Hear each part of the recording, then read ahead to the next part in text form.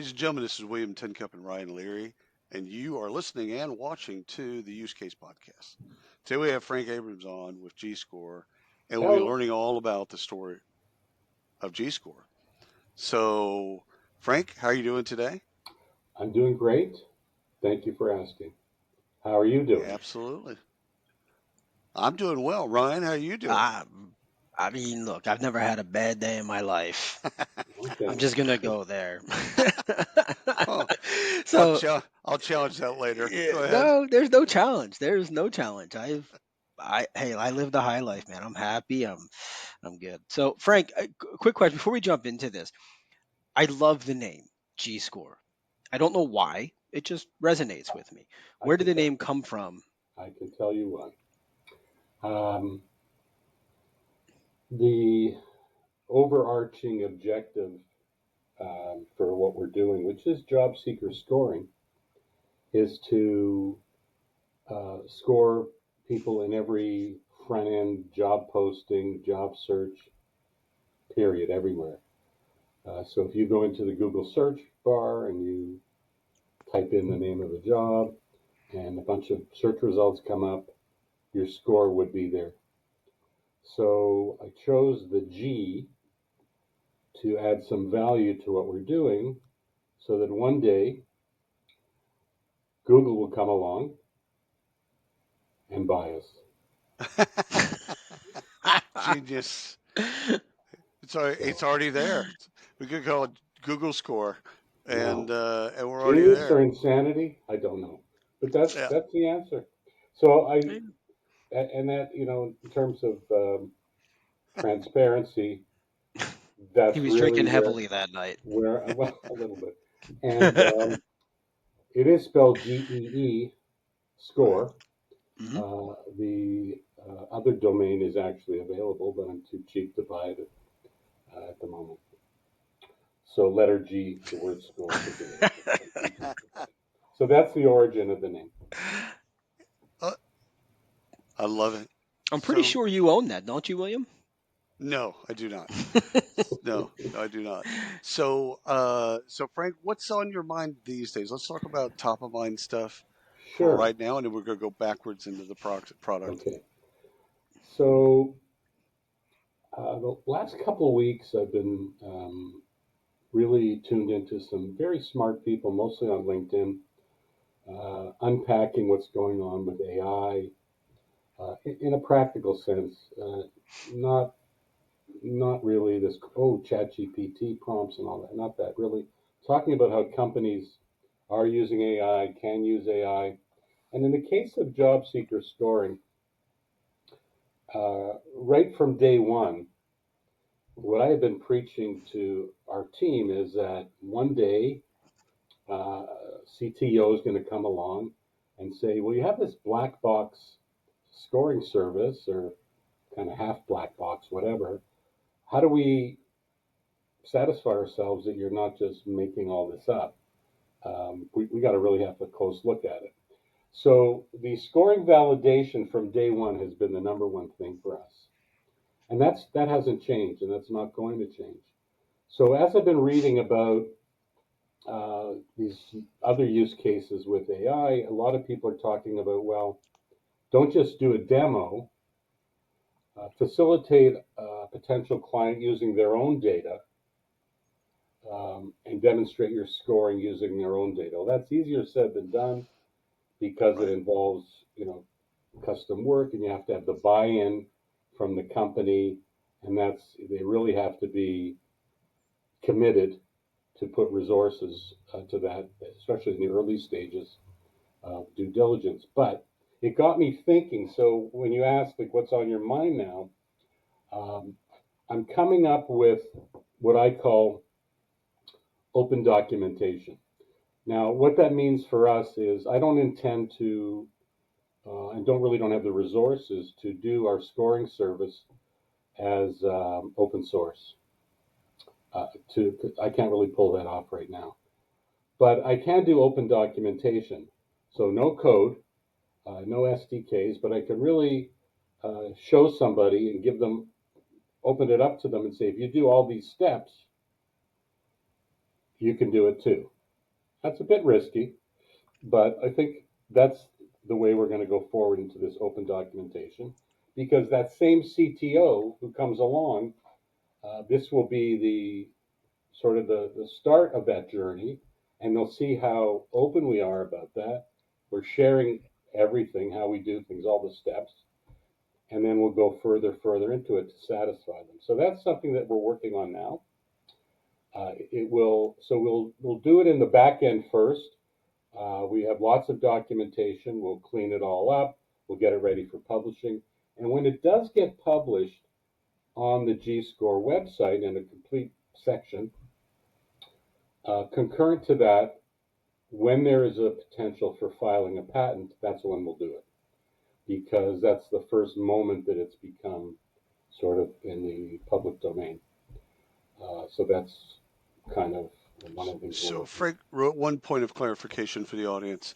When we say job seeker scoring, is that the company scoring job seekers for fitability, or is that the job seekers scoring the job for fitability? It's both. And that's Okay. really the unique thing about us is we were, when I say we, I was inspired by Credit Karma, Yeah. who really gave people the first look at their credit scores. So for us, it's both. So we're not doing demos today, but if you go to myjobscore.com, which is one of our brands, you can go on there. You'll see a fan site with all kinds of jobs you can search, and you'll get scored. And you get a proof of your score, we call it proof of awesomeness, that you can download and send in when you apply. So, unlike pretty well everybody else in terms of matching and call it scoring, we're on both sides.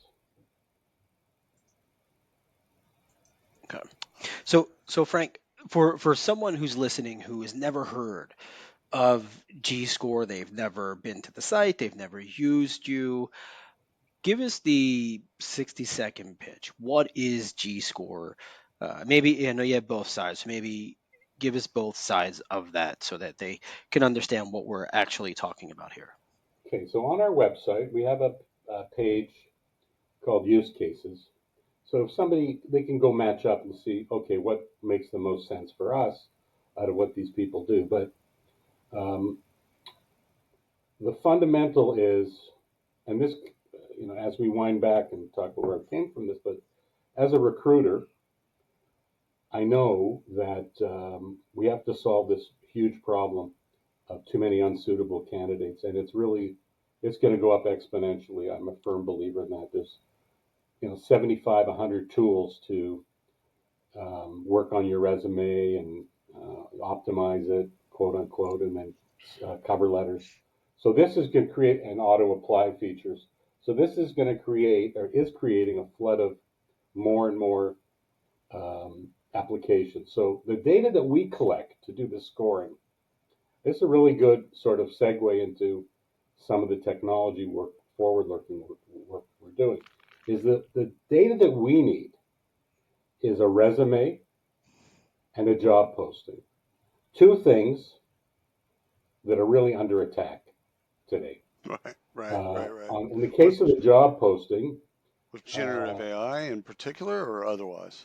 yeah, Gen AI, and then you also have people who just grab something from somewhere else, or they load it up with requirements that aren't even required for the job.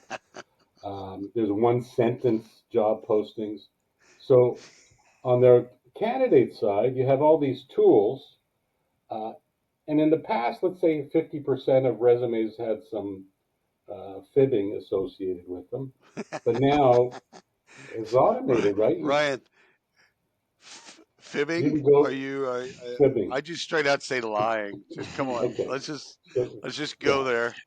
Yeah. So I call it either fake or exaggerated. So you're either Okay, Yeah. fair faking or enough. exaggerating. Exaggerating the truth. Exaggerated sounds nice. Okay, Yeah. I'm a we go. storyteller. Back off. So if you think this is the data that we're using to score, we have no choice but to figure out ways Right, to remediate that, or else, never mind the CTO being satisfied, the whole thing kind of falls apart. But it's right. an issue that everybody has because if people are getting applications, they're going to have to spend more resources on background checks, on reference checks, on all kinds of things in the real world when you have to Just interview people, just to right? validate, the Exactly. Right. exaggerations or Nobody's non-exaggerations. going to escape that now. Right. So, and it's not going to be. It's going to be, I think, grunt work. A lot of grunt work of new relationships with suppliers and checking up on people and getting on the phone and calling actual boss that somebody worked for before and having a 10, 15-minute conversation about that person. Frank, Hard to do. let me ask Sorry. you a question. Yeah. Ryan and I have this. It's not really a disagreement because I think he's right. But if I can apply to as a candidate, if I can apply to 5,000 jobs using AI or generative AI to basically personalize my resume to that job description so it just looks more simpatico. Mhm. I think my argument is, or my side of the argument is, that just creates more noise. Ryan's come at that historically with, why do you care? If it gets you the right person, at the end of the day, the right person is hired. How do you care how they got there? So I've kind of come to where he's at. Like at the end of the day, do I care? I caught the fish. Yeah, and so more on that, Frank, is for a long time recruiters have had the ability for to use technology for ranking, for assessments, to screen out candidates, all of Mhm. the above. Why is it bad now for a recruiter or for candidates to say, To well, be able to use the same to stuff. be able to use the same technology to say, here's a resume that now makes sense to you as a recruiter. I'm not a professional resume writer. Just as the argument on the other side, well, I'm not a professional hirer. I hire people 3 times a year as an engineering manager. So that's why I use engineering technology to say, well, your assessment says you're not a fantastic engineer and all of this stuff. Well, why can't I, if I'm searching for a job 1 time in 10 years, why can't I use technology to say, well, here's a resume, here's what I've been doing, but here's really what you need to know about what I've been doing. And I'm leveraging technology to help me get that conversation. I Yeah. think it's a fair playing ground at that point. I don't have a problem with somebody identifying a job posting or saying, I want to use a tool to really help me with the grammar, Right. synonyms, express myself, maybe a career coach or somebody who really helps me pull out what I'm good at and all that good stuff. Hmm. That's fine. But at the end of the day, in most cases, not everyone, because high volume hiring, they don't have the time. So what happens in a fast food joint or a retail is show up, Different game. let's see what you're about. You can handle it. Yeah. But Do you have a pulse? Great. All yeah, right, you're sure. hired. Yeah, pretty well, and they'll discover that quickly.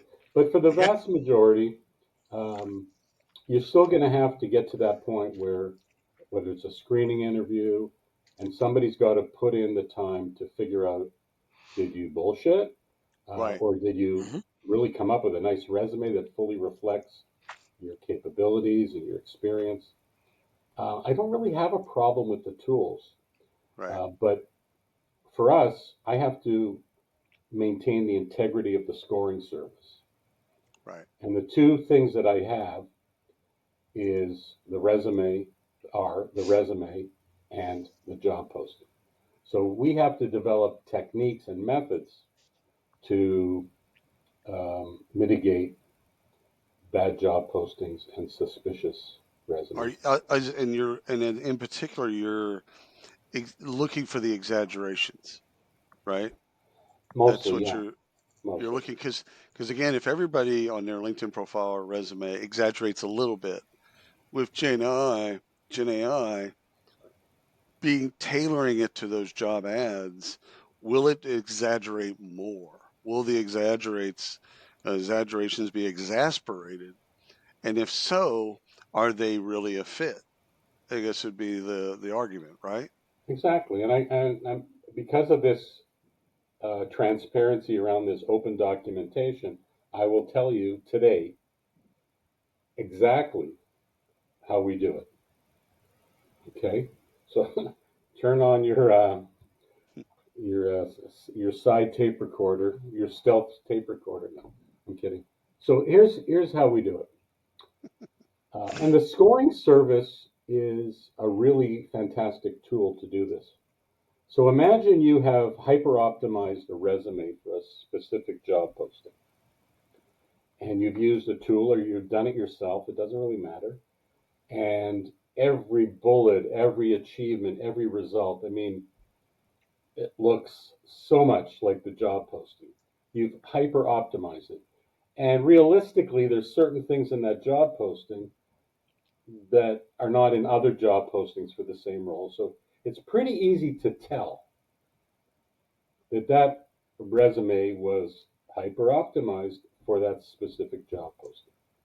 So to detect that job seeker exaggerating and maybe faking things, what we do is we use a technique called sister jobs.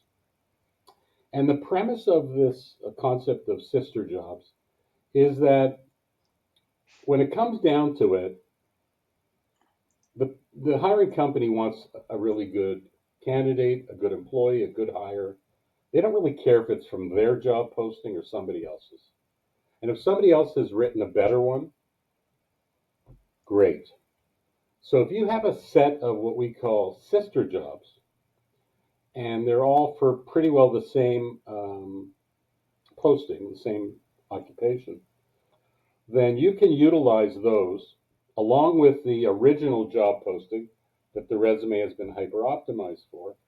And we can tell if it's just this fantastic person is going to score really well on a full set, or if the one for the hyper optimized it for is clearly um, spent a lot of time on it.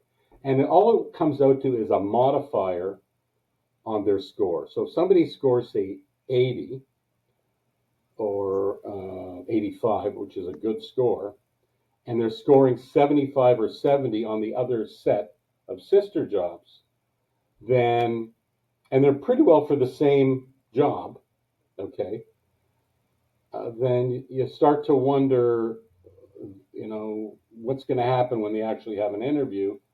Um, so what you don't want to necessarily beat down their score into an average and all that stuff. We don't want to do that. But what we do is we put a modifier on it, so we can detect how much it's, say, specially optimized just for that job post, and we'll deduct 7 or 8 points. So it'll go from an 82 or an 85 down to the level of where the others are. So that's one way that we can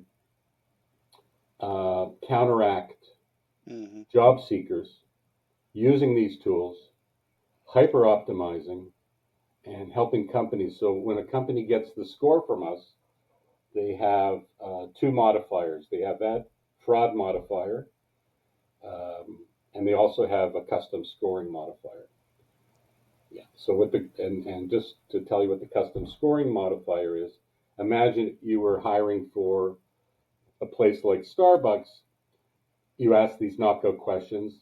You guys are very familiar with that, of course. Right. And you want to know certain things like, have they ever used a point of sale system? Can they stand on their feet? Can they lift a 20-pound box? So, I mean, that would be the custom scoring. So they could have a +3, a +5, a -3 that also affects the score. Can we now, or do you have it in the future, where we can detect the Gen AI tools that are being used?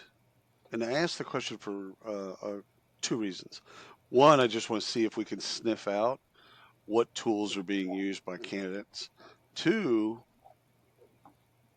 I'm interested in the flip of this is if the company, let's say they're hiring for a demand generation position, a marketing position, and the person has clearly used Gen AI, and you can tell, again, we can sniff it out. Well, I might not want that person for the marketing job, but I have an AI job that I now want them for. So because they're already skilled or skilled enough, that they have an understanding of how Gen I is working today, I want to hire that person. I don't want to hire him for the position that was there. I want to hire him for a new position because of the way they went about their job search. Hmm. So, question being is, can we sniff out those technologies? There are tools that do. Um, Okay, Personally, I can usually tell if there's anything 3 paragraphs or longer, and you guys can too. You know right away right. um, if it's Gen AI or not. But there are tools that do it, most certainly. But I also think, William, that for this upcoming generation of kids, let's say in their early 20s, entering the job market, um, that's going to become table stakes, Right. right? Like you're going to, it's going to become like using a word processor or Right. Word. Yeah. And until you get somebody who can really, talk about LLM and advances in that and really, so I'm not sure that I'm not. I think the AI jobs are going to pay way more too. So if they're suited to it, Yeah. they'll probably hunt those down. Yeah, Frank. So you said something there with word, I don't know if you said word perfect or word processing. Word processing. Yeah, so it got me to remember when they started with the red lines under the words that were misspelled. Oh, yeah. And yeah, and so then you right click, you add it to your dictionary, or you change the word. This is the same conversation that was happening in a at a different level, but the same conversation. You're never going to learn to spell. That's what my parents told me, right? So in the 90s and all that, right? So in the 90s, when this came out, the little red line, like, you're never going to learn how to spell. Look the word up. Look the word up. My argument was, who the hell cares? Like, it's now correct, right? And I can see where we went through our calculators and this and that. We're doing the same thing now, right? This is the same conversation, a bit higher, right? A bit more involved, uh, but generally the same thing. I mean, well, you use Grammarly.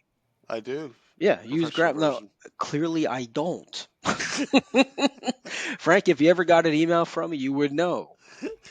I'm either a genius marketer where I make people reply by my misspellings and bad placement of commas, or I don't use Grammarly. It's probably the Grammarly that I'm not using it.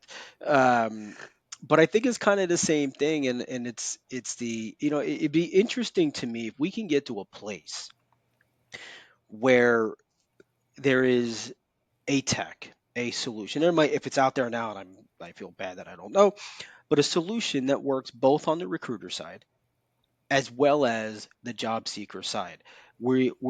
I feel like we're always pitting the job seeker against the recruiter when in reality They both want the same thing. they both want the same thing. And so the recruiter doesn't care that their resume is beefed up. The candidate doesn't care that the That the job resume is description, that that the the job job description description, is yeah, yeah, beefed up. yeah. It's just, They're both lying, how is do what I you're get the, saying. yeah, they're both lying. How do I get the match, right? And so why not have a technology that can look at the resume? I could just submit my resume to the company. And historically, this has happened. You submit your resume to a company, someone looks at it, it goes in. Now it's all been based off keyword matching. The recruiter sticks it into their talent community. They go back eventually at some point. Your email address is outdated, so you actually never get the phone call, even though they wanted to make the phone call. When do we get to a place where there's a solution that says, don't apply to the job. Just give me your resume. We're going to verify who you are. We're going to verify the companies you worked with. We're going to verify that you are a developer at Comcast and you've worked there for this specific segment of years. Mm-hmm. The technology nodes, well, at this point in time, Comcast was using this technology. They did all of this. We know we can imply I think you it's have coming. this ability. I think it's coming. It'll be a few years, and here's how I think we're going to get there. So right now you have this split. Remember those old cartoons? You had the devil and on one shoulder, and you had the angel on the other. I didn't know We're that was there. old. I get that every morning. I was about We're to there say, now. Hmm. We're there Hmm. right now. So you It's have, usually William on my left. okay, I don't know which you would be, The but devil. 100% the devil. um, well, then he's telling you to go scam. No, That's he's telling exactly you right. to fake. He's telling you to 100%. fake and exaggerate your Yeah. resume. So That's you funny. have sort And he's never spoken to you before today. So how Yeah. did he know that?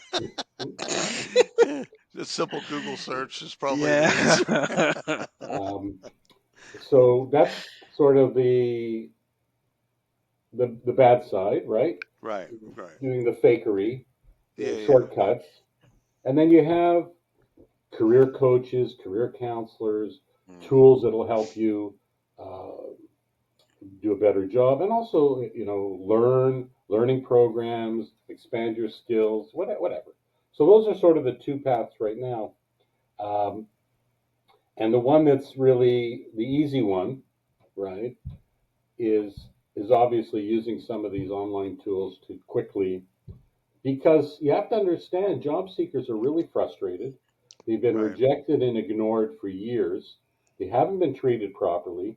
It should come as no surprise that they're jumping on these things. They're always like, how do you get around the ATS? Yeah, Yeah. they're pissed off because you've seen the numbers. I sent in 1,000 resumes, 1,000 applications. I got 40 responses. 3 telephone interviews, no offers. Very Right. common. So because of that, they're figuring out how to get around the ATS. Got to get the numbers up. Mhm. Yeah. So there's ways to do it. Obviously, research, being selective, networking, all these good things. So where you're coming to is are really AI agents, is what you're describing. So, and for both sides of the equation. Right. So instead of having this path where you're using all these tools and still requires the hiring company to do all this heavy lifting to screen you out, see if you're for real, okay?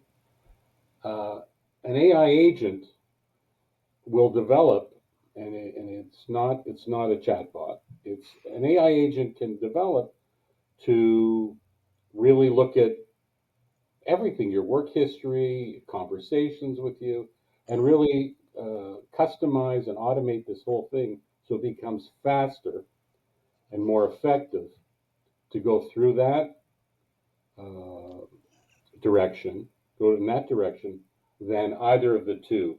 So instead of saying, "Oh, I'm going to take a motivational course," or "I'm going to, use an app that fakes your resume," you will work with AI agents, and the flip side, on the inside, the hiring company will also be using them as well, because Have they're going to have to collapse the resources. They're going to have to have use to AI because just it's the good. speed in which to get in touch with the Right. right candidates is going to dictate that.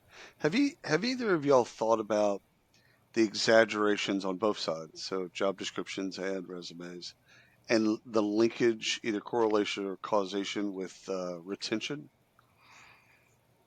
So let me Well, explain in as layman's working as a terms. recruiter, I can tell you that, Yeah, um, especially when you're working with an owner operator, 300, 400 people in the right, company, they're hiring a fairly senior person. They'll paint a certain picture and make promises, right. and it will be in the job post or during the interviews, and they don't materialize.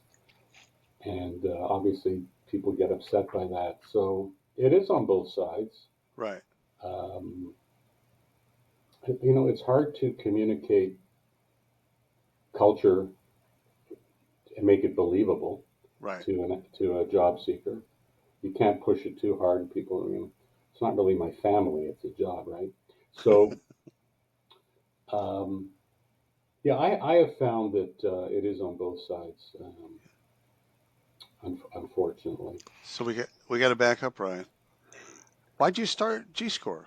We didn't ask you why you started this. So like, had this all? You could have done anything. So like, why'd you do this bit?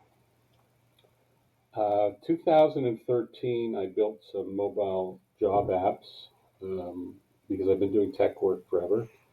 And then I built these what I call sidebar job boards that could go into association websites for one of my clients. And I kept finding as I was filling orders, the same problem there is today. I'd get dreamers, people applying who had no potential to do the job, didn't care, hundreds and hundreds, and the big providers of job listings or job postings, whether it was Indeed or ZipRecruiter, their screening wasn't very good. So they claimed that they were doing all this matching, but they would not filter these people out. So even though it may take 3 to 5 seconds to review a resume, when you're dealing with hundreds a day, it's still.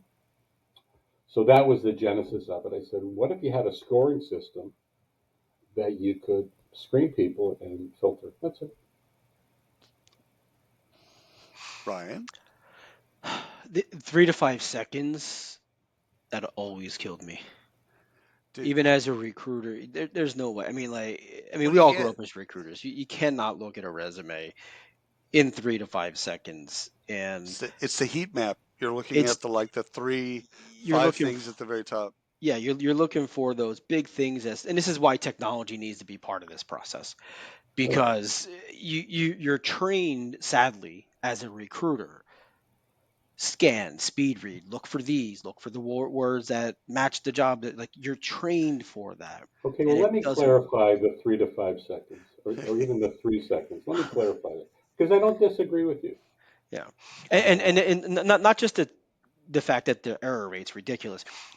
The candidate actually spent time creating a resume, right? They're in a spot where they need a job, they want a job, they taken the time to look at your posting to help you fill the job, Right.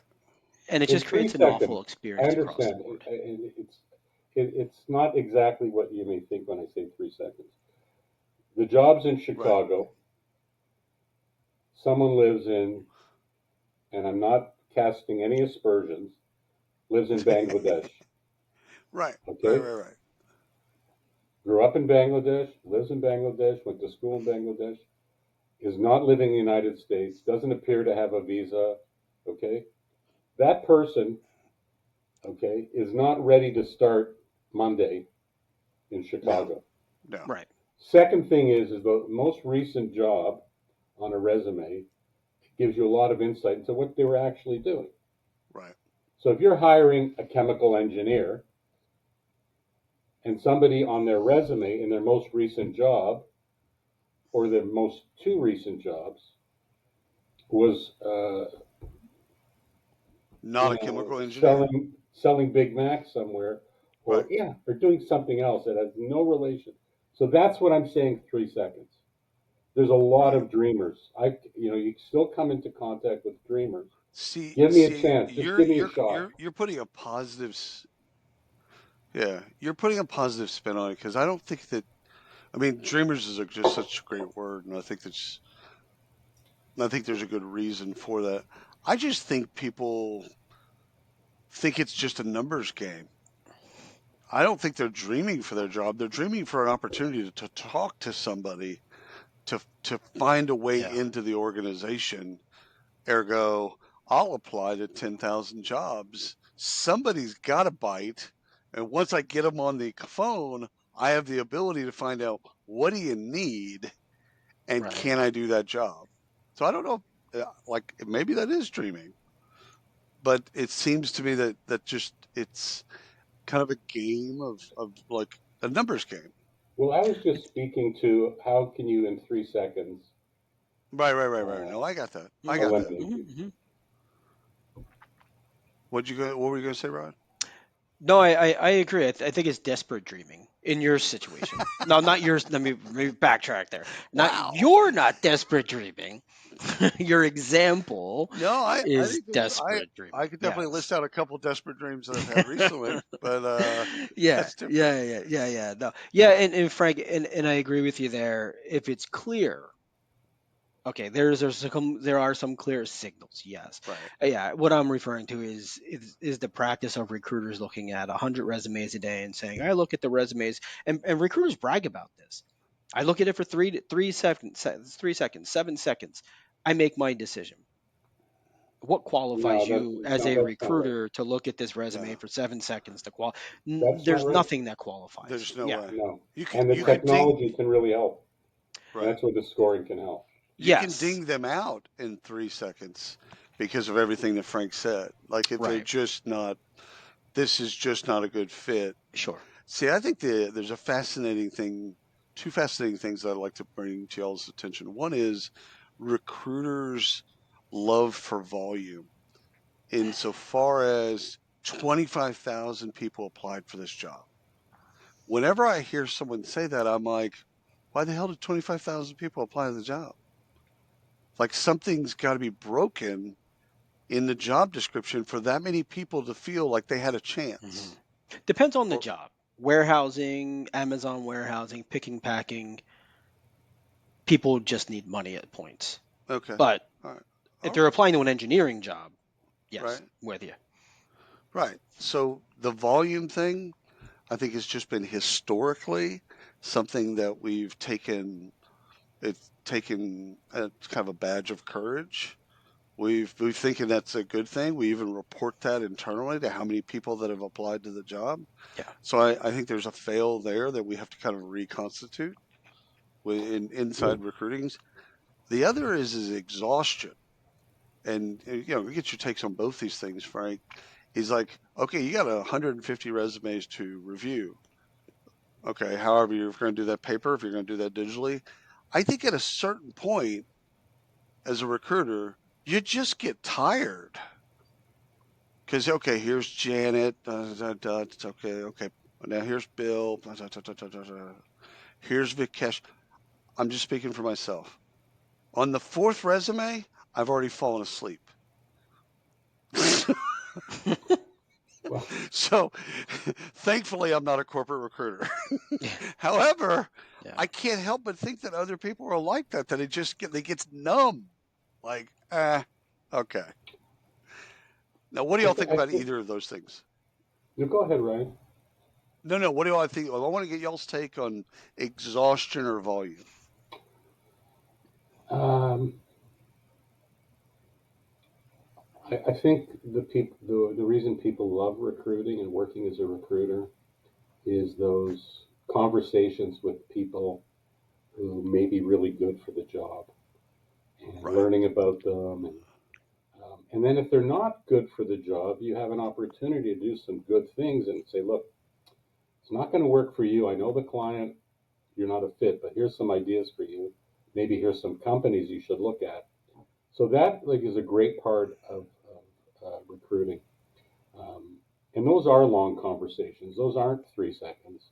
Right. So when you finally, winnow it down to a set of potential, and in my case, I would say people scoring above 70, then I'm excited to talk to them Right. because I know I want to deliver to the client somebody amazing and maybe two or three amazing people because they always tend to say, "Who else have you got?" Yeah. after Yeah. the Yeah. first person. Yeah. Um, yeah, so my perspective might be a little bit different, but certainly it has to be brought down to a manageable number. The technology needs to bring it down to a technology number, Yeah. to a manageable level. Yeah. 100%. It's technology needs to be there. If it's not there, massive foul and shame on whatever corporate entity is not using it at this point. They're just doing a huge injustice to their recruiters, and to the candidates, the whole experience. As a recruiter, I could remember, this is a long time ago, but I could remember what was fulfilling to me wasn't finding them. You could always find people, regardless Right. of what you were recruiting. It might be harder in Right. some nursing, physicians, get it. What was fulfilling to me was the underdog mentality of this person potentially could really be a fit. They're not a fit on paper. They weren't a fit through the assessment. They didn't score as high as the other five people. But in my conversation, they've shown certain qualities, certain soft skills But that how do they the get to your others did not. conversation if technology is doing what it's supposed to do? Well, we use technology. Right. So we use, oh, you mean how did they get to, if they Yeah. weren't as, well, similar with Frank, like if they're a 70 versus an 85, Got it. right? The 70 doesn't mean they're bad. It Right. just means they've crossed a threshold, right? They're a C candidate if you're going off of education, right? But Right. why is the C student not as good as the A student? The A student's just very book smart. The C student, probably the one that's going to go be the CEO, right? They're Yeah. creative, they can have conversations, they've got soft skills. That's where I found fulfillment as a recruiter in having those conversations. I Finding the probably, diamonds in the rough. yeah, I was probably incredibly biased and passed up a bunch of A candidates, which is why I'm on a podcast now instead of recruiting, because I felt the 70 candidate, the 75, needed a voice. And I had that voice to bring them into the organization. Now, I was often right and it worked, but I also knew the organization. I Right. also Yeah, that's knew the it. hiring That's it. manager. That's exactly right. What you just said. That's the fairy dust. Because if you really understand the client, and Right. if you really understand how they operate and the truth of that client and how they, the boss and who they'll be reporting to, if you really get that, Yeah. then that's the thing where you can have the insight and say, you know what? They may not check everything off, but they'll fit in perfectly with this organization. So I So think that's exactly. how do we get that institutional knowledge into a job description? I don't think you do, personally. But You Frank, know, sorry, that was for you. I agree. I don't think you can, because you're also, the claims that you're making in a right. job posting Right. aren't necessarily the reality of what's going on, especially like at headcount companies Right. that fire 1,000, hire 1,000. They don't really, a lot of it's just, Yeah. What if uh, we had, Frank, a job description just said hiring civil engineer? Are you smart? Are you nice? Can you hold a conversation? Do you love clients? Do you care about your coworkers? so I've always said there's only two things you have to know about somebody. And just think of it a little expansively, but there's only two things you have to know. Are you good enough?